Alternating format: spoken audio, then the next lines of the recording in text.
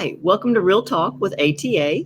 I'm April. I'm here with Tina and Angel, and we're here to talk to you about, we're in part two, part two, well, number two of our financial freedom, getting you to the point where you are financially free of your debt. Last week, we talked about starting your baby step with your emergency, like your small emergency fund. Today, we're going to talk to you all about paying off your debt. So, Tina, you want to kick us off with that? Sure, absolutely. So thank you guys all for joining us. We're always so excited that you're here. And again, you guys, if there's anything in this episode that is helpful to you, please share it with a friend if you know someone who is just in that financial space that they want to change their fiscal fitness. Be more fiscally fit. How about that? All right. So we want to talk today about baby step number 2, and that is your debt snowball. That's paying off your debt. So we're taking those debts, y'all, and that can be a little bit overwhelming, right? If you look at maybe you have credit card bills, maybe you've got student loans. We're looking at all of the things that we owe money on minus the house, because the house we're going to put over here. We're going to deal with the house later. All right. But we're going to list out our debts, smallest to largest. So, and I didn't say smallest interest rate to largest. Again, we're doing smallest to largest. So maybe it's a little small Cato clothing store bill that you have that's $150. Okay. Because you opened up this credit card. Has anybody ever done that? You're standing at the counter, they're like, would you like to save 15% today, and open a Marshall's card? Yeah. You're like, yeah, I got a basket full of stuff, right? Mm-hmm. So maybe you've got those department store credit cards, and we're going to list them out, smallest to largest. And then we're going to start attacking with a vengeance those smallest cards. All right. Because when you pay one off, you start to gain traction. Right. And y'all, and we talked last week about maybe getting some different streams of income. I don't want you to see the inside of a restaurant unless you are working there. All right. So there's some things that we got to do to gain some traction to pay these debts off. Right.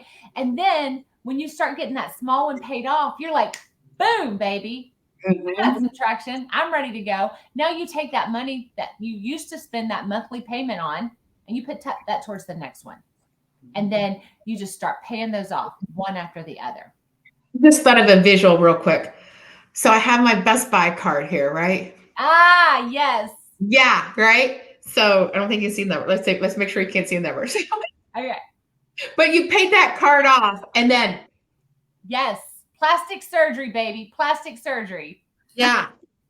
And just like we talked about, it's not only gaining traction, it's gaining confidence. Yes. There's nothing like paying off that first bill, and you're like, I did it. I really did it. This works.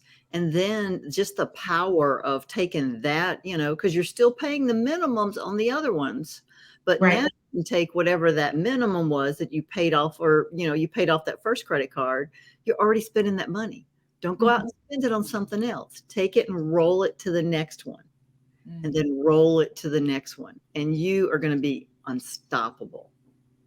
Yeah. It's that snowball rolling downhill. It just gets bigger and bigger and bigger.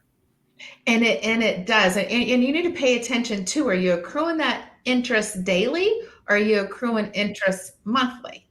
Right? How is your credit card accruing too? Right? So so if it's daily, you got an extra couple $100 or an extra $10, make that daily payment on it. Boom, boom, boom, boom, get rid of it.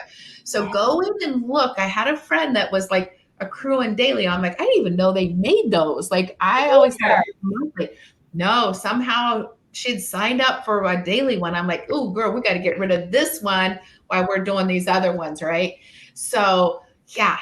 So look at that. Look at that card and see what's happening there. Okay. And you'll find that on your statement. You'll see it on your statement. You go online and look at it. But we picked up that extra job, right? So we're just paying that off, and paying that off.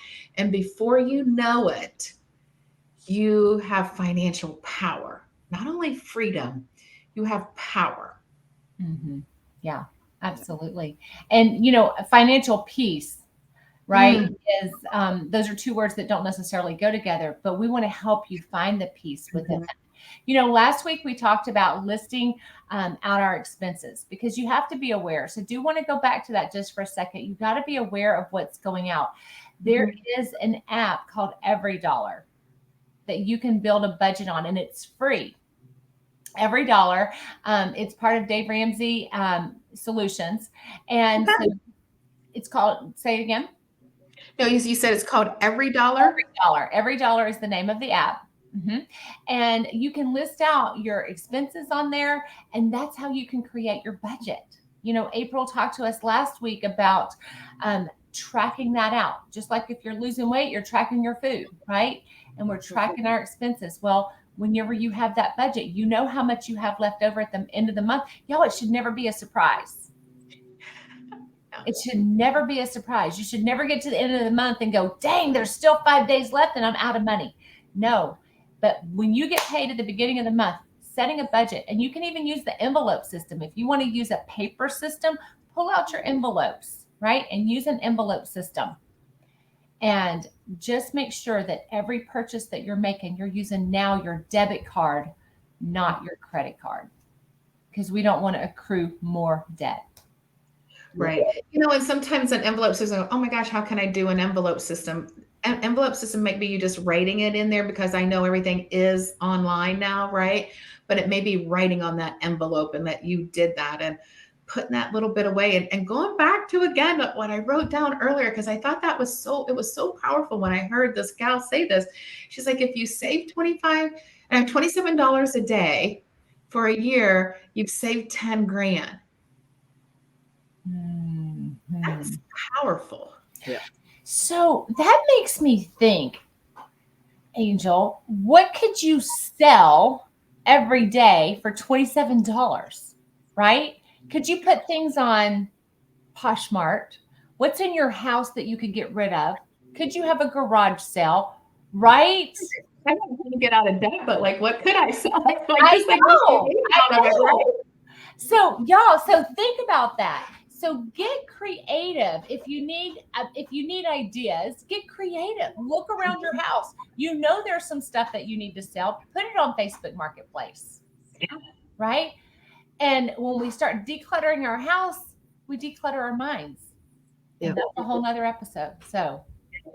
And, we talk about, not spending, but if you are saving, but if you had like a side gig and you sold enough to make $27 a day, which when you say it that way, doesn't sound like a lot, you would make 10,000 in a year. So on that note, we are going to finish up this episode. Don't forget to like and subscribe and to share with friends, because we all have those friends who, and it's funny to me that we don't talk about money. We don't talk about it to our kids. We don't talk about it to other people. We just suffer in silence, and we don't want y'all to do that anymore. No. So stay tuned. We've got more tips for you. But in the meantime, remember, you are powerful. And you are beautiful from the inside out. And you are enough just the way you are. Thank you for being with us, everyone. We'll see you soon. Bye-bye. Bye.